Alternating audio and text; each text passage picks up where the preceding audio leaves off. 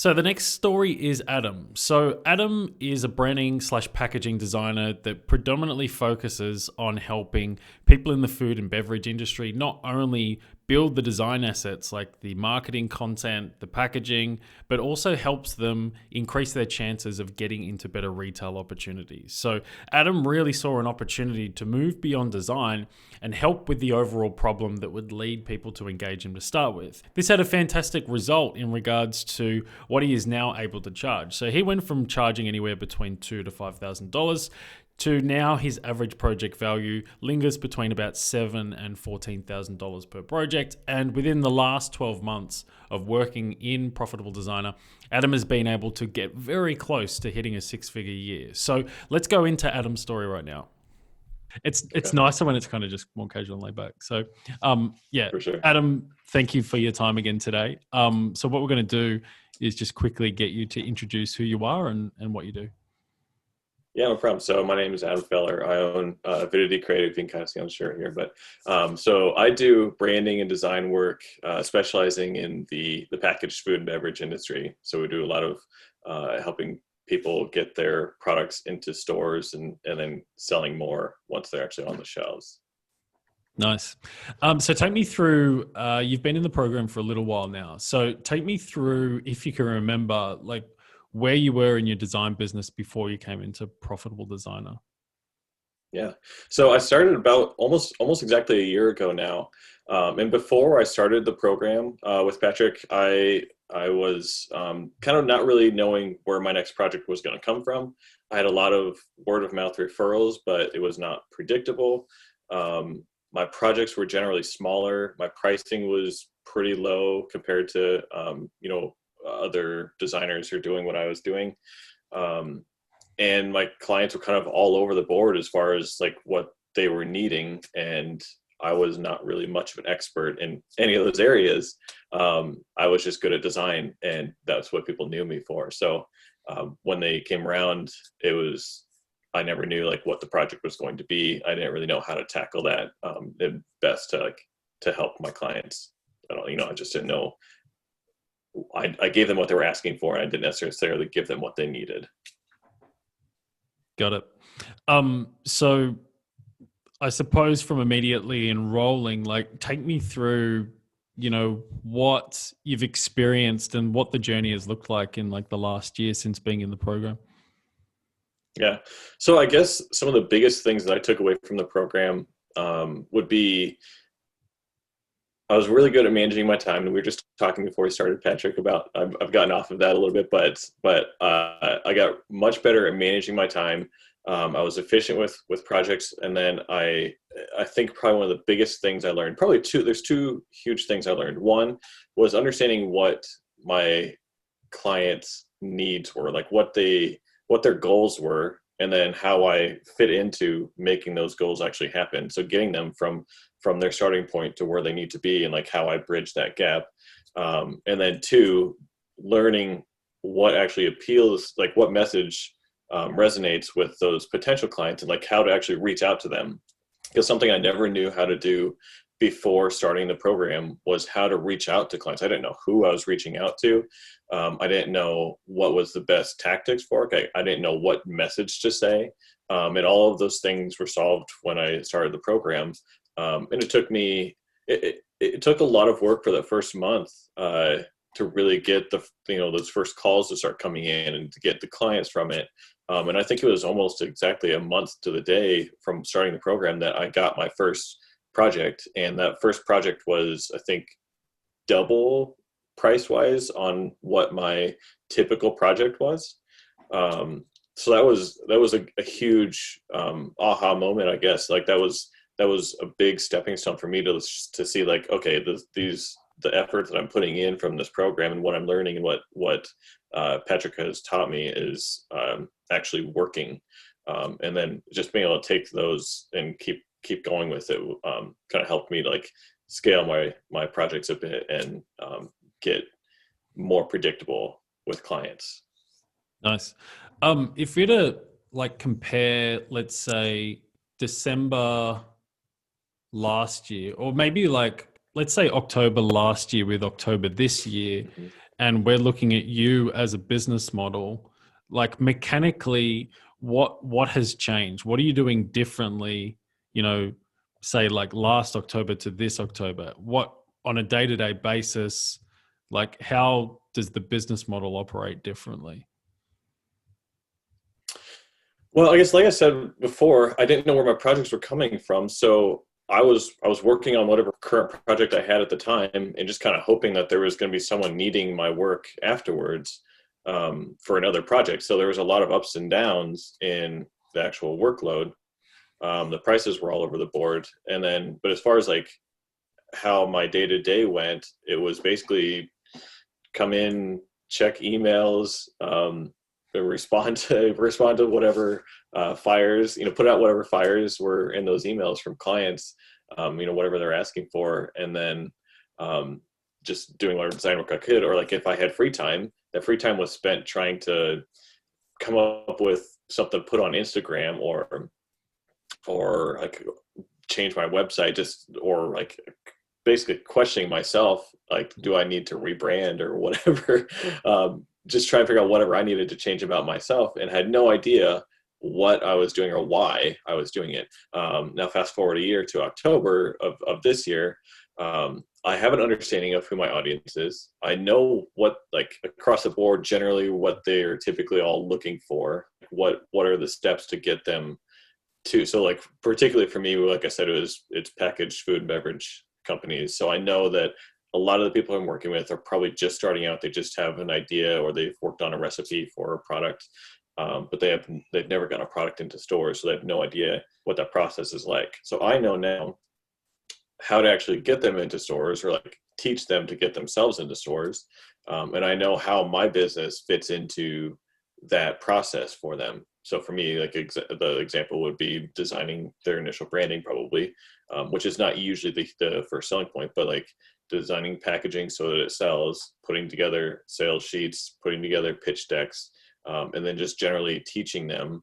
I've put together my own little program, but teaching them what they need to know and what they need to say, and like how to reach out to stores to get their products on the shelves. So knowing how to bridge that gap has become crucial for my business model, because it really directs what my message is and like who I'm actually reaching out to.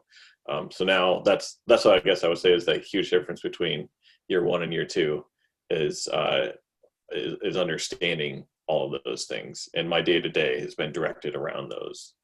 I hope Nice. that answers the question. Yeah, no, it sounds like to me, and like this is ultimately where most people in the program do really well, is the fact that you are still a designer, but it's what you do in your offer that's not design, that additional 10% that creates such a multiplier of value, because you're sitting there and instead of saying, how do I deliver great design work? It's like, yeah, how do I deliver great design work? But how do I get that to design work to do something really impactful in the business? And that's,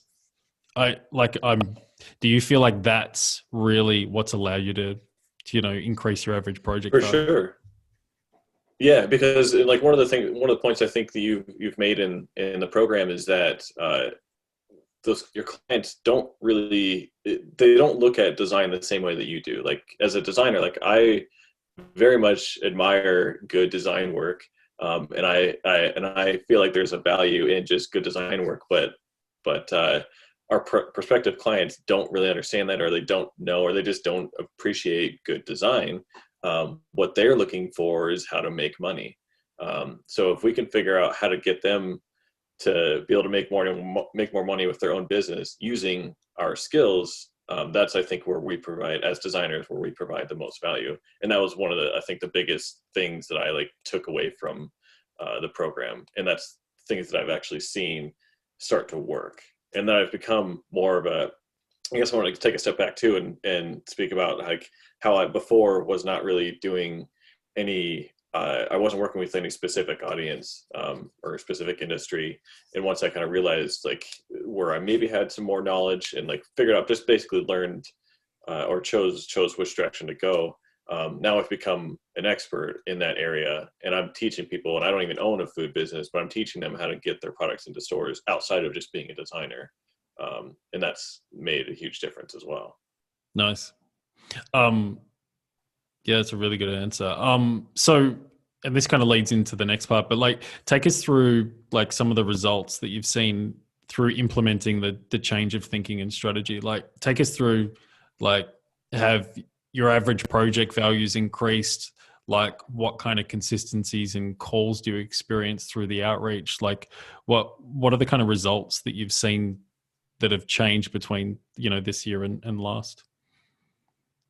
Yeah. Well, I guess I'll talk about the what has changed as far as like the KPIs and stuff to begin. So obviously when I started the program, I wasn't doing any of this. Like I wasn't doing any of my own outreach. So that was pretty easy to beat 0 as a KPI. But as far as expectations go, yeah, exactly. As far as expectations go, anyways, after that first month, because it got to be frustrating after like 3 or 4 weeks. I was doing stuff every day and not getting the results that I expected.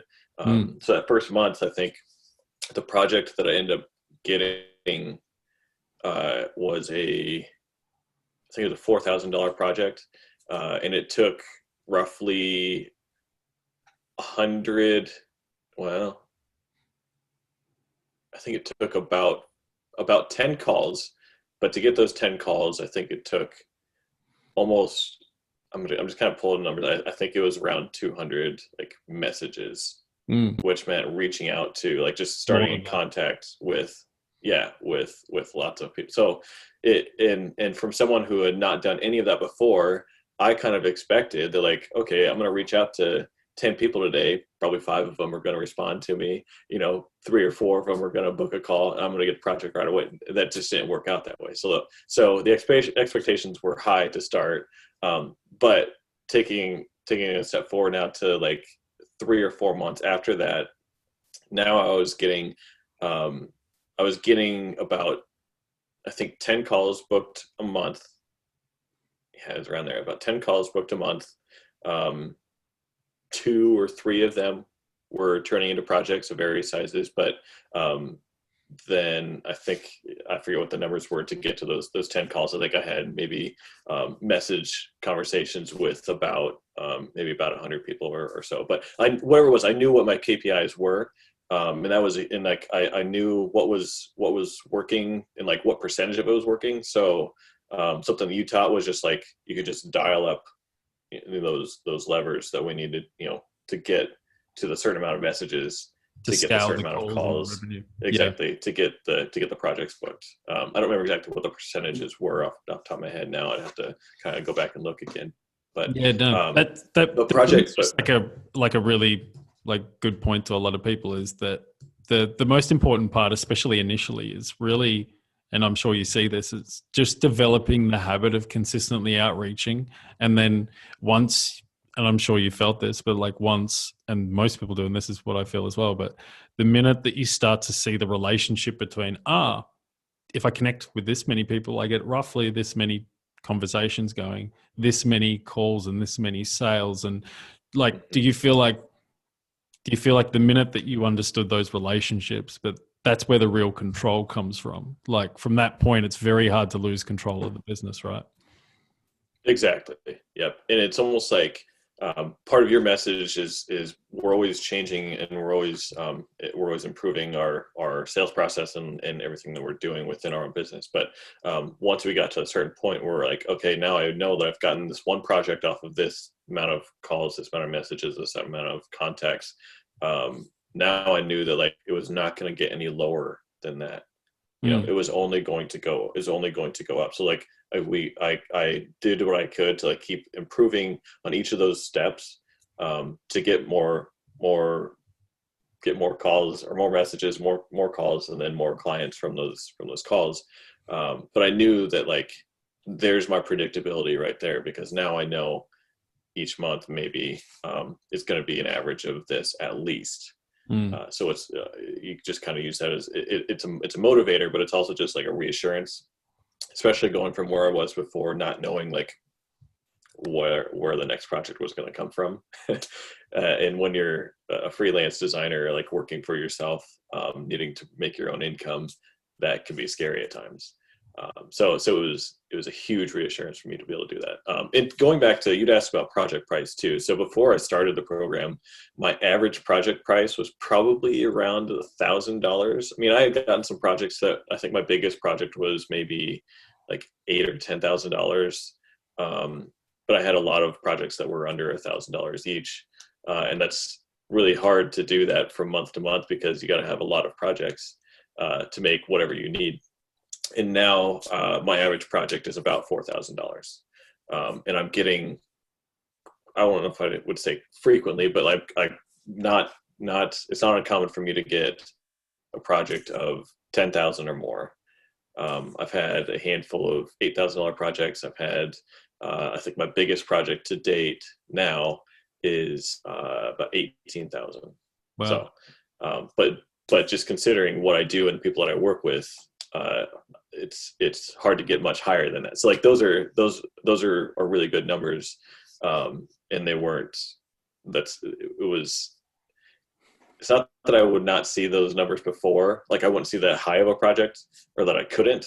But it was much less likely because the clients were less frequent. But like the same projects, like a packaging design, for example, before starting the program, I was doing for maybe $500, and now I'm doing a packaging project for $3,000 or $4,000 for one product.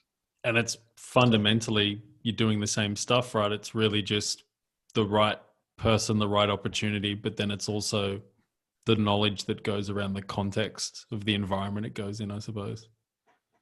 Exactly. It's understanding like what the value is of that packaging design for the client, because before I'm thinking, okay, timing wise, I know that maybe it's going to take me enough time that like it's only worth $500, or I've convinced myself that like no one's going to want to pay more than $500 to do this, especially if they're just starting out. Well, once I figured out what the value is of a packaging design and someone who knows how to sell products through packaging, and what the result is going to be for them, is going to be way more than $4,000. I'll tell you that. So just being able to get that message across made it much easier to sell projects at that price. Nice. So take me through, like, how has this changed the way that you look at your business moving forwards? I guess I've always wanted to scale up my business and make it into a small agency of 8 to 10 people or so. So what has changed is knowing that it's possible. Just because knowing that like what I have to do to get there, I know the steps along the way. I just need to do them. So like I know like how many projects I need to have each month and at what prices to be able to start hiring a team, to have them start doing things to take work away from me that I'm doing to scale up. And I'm talking in circles, I feel like, but hopefully people are understanding that like the point I'm making is that having my predictability in my business has made it so much easier to envision and picture how this is actually going to scale up into that, into whatever, what my goal is. Nice. Hopefully answers, yeah. Yeah, they were good answers and nice and in depth and detailed. So yeah, Adam, thank you so much for taking the time to answer those questions. Yeah, it was nice chatting again with you.